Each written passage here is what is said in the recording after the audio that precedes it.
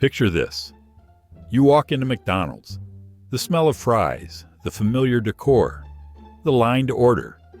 You're thinking about a Big Mac, some chicken McNuggets, or maybe that milkshake that's impossible to drink through that tiny straw. Basically, you came for food. But what if I told you McDonald's hasn't just been selling burgers, that for over 40 years, they've quietly become the world's largest toy distributor? That's right.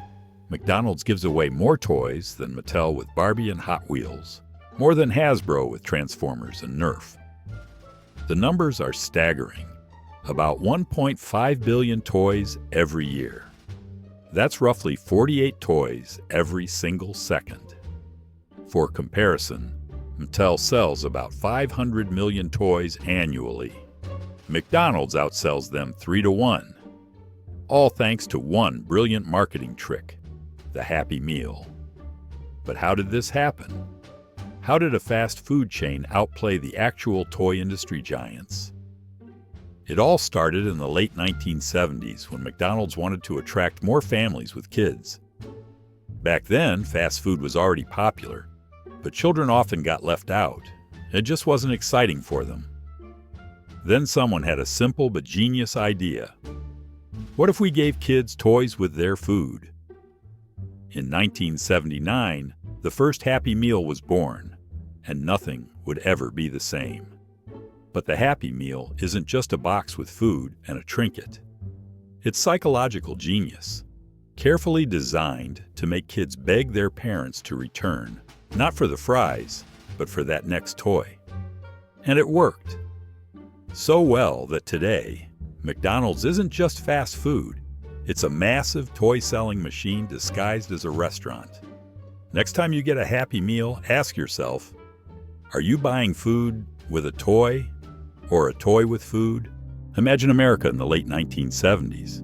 Disneyland, Star Wars in theaters, kids watching Sesame Street. Right in this cultural moment, McDonald's made a move that would change fast food forever.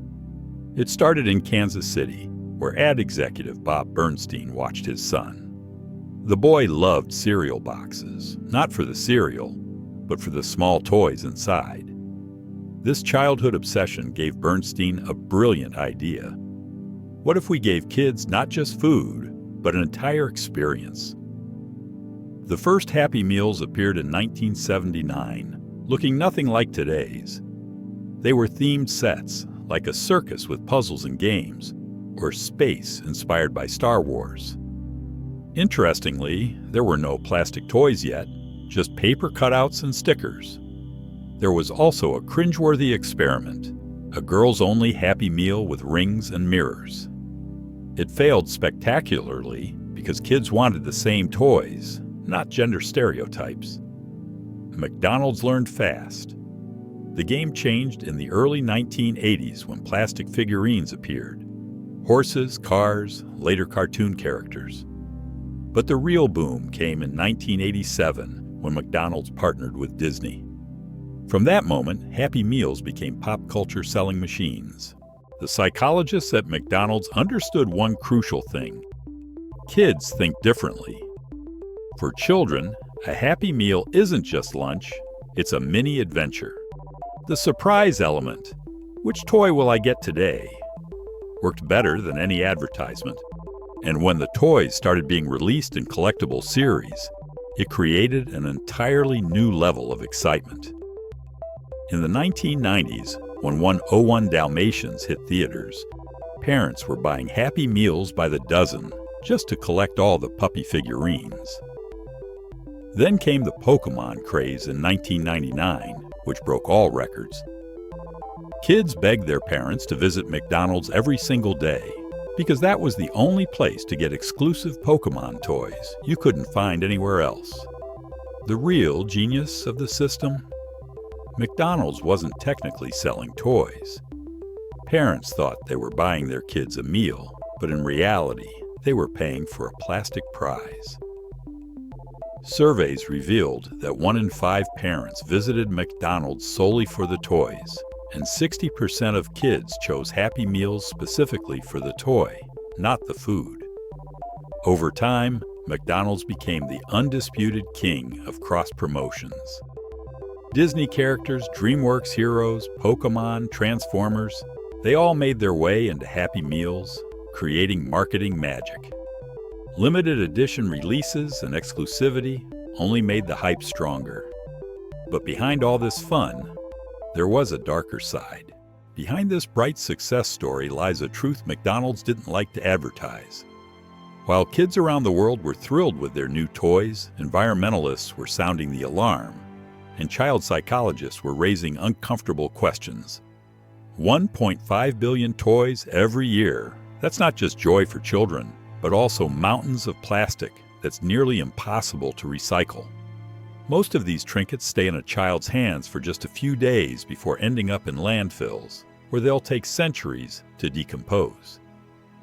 In 2019, activists calculated that McDonald's was producing more plastic waste than some small countries.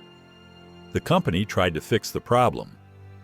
In the UK, they launched a recycling program where old toys were turned into restaurant trays. In Germany, you could trade in used toys for free ice cream. But these efforts were just a drop in the ocean. Even more controversial was the issue of child-targeted marketing. Psychologists argued that McDonald's was manipulating kids, taking advantage of their trust. After all, children don't realize that their favorite characters appear in Happy Meals not by accident. It's the result of multi-million-dollar licensing deals. The criticism reached its peak in the 2010s, when childhood obesity became a national crisis in the U.S. Doctors pointed out a disturbing paradox. McDonald's only offered toys with full Happy Meals, which contained nearly a child's daily calorie intake. So to get the toy they wanted, kids had to order meals that were far from healthy. Under public pressure, McDonald's made some changes. In some countries, you could swap fries for apple slices or soda for milk. But critics argued these were just cosmetic fixes. The real problem, the food plus toy model itself, remained untouched. Meanwhile, as these debates rage on, McDonald's factories keep churning out new toys. The latest trend?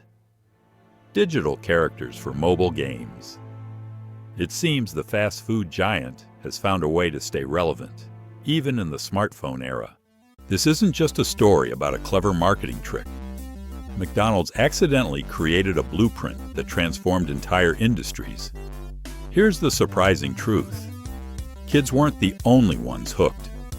Major brands quickly realized Happy Meals were pure gold. When McDonald's launched Toy Story toys in 1996, Big Mac sales jumped 28%. The 2013 Minions promotion became their most profitable campaign ever. But the real game changer came when McDonald's understood its new power. They weren't just selling burgers anymore. They become the ultimate distribution platform. Suddenly, toy companies, movie studios, even tech giants were lining up to get their products into those iconic red boxes. This created an ironic twist. Today, McDonald's shapes kids' preferences more than traditional toy makers. When they released Fortnite collectibles in 2020, Gen Z flooded restaurants, not for food, but for virtual skins. The Happy Meal formula became so successful that others copied it. Pharmacies gave toys with vitamins, bookstores added small gifts to textbooks. Even Apple tried including stickers with iPhones, though that didn't quite take off. McDonald's revealed a fundamental truth about marketing to kids. Success isn't about product quality or nutrition.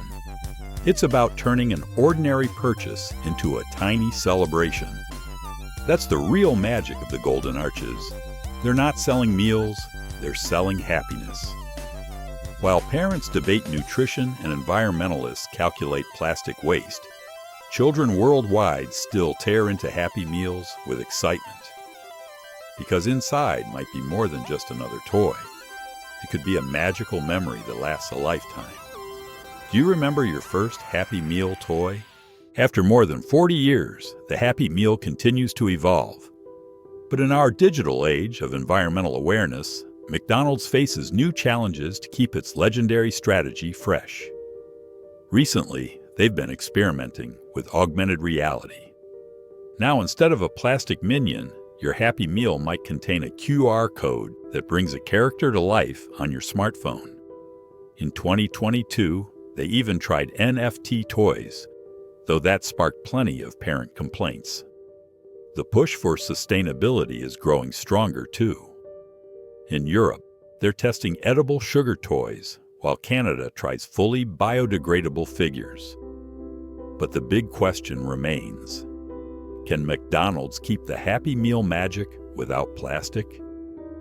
As McDonald's walks this tightrope between tradition and innovation, one thing stays constant: that yellow box still makes kids' eyes light up. Maybe the secret is that in our digital world, the Happy Meal remains one of the last analog wonders, something tactile, simple, and truly magical. So what do you think? What was your favorite Happy Meal toy growing up? Should McDonald's ditch plastic toys completely? Drop your thoughts in the comments. We might feature the best stories in our next video. Don't forget to subscribe and hit that notification bell so you never miss our investigations. Next time, we'll reveal how Coca-Cola invented the modern Santa Claus. See you then. P.S. Did you know some classic Happy Meal toys now sell for hundreds on eBay? Dig through your old collection. You might be sitting on a gold mine.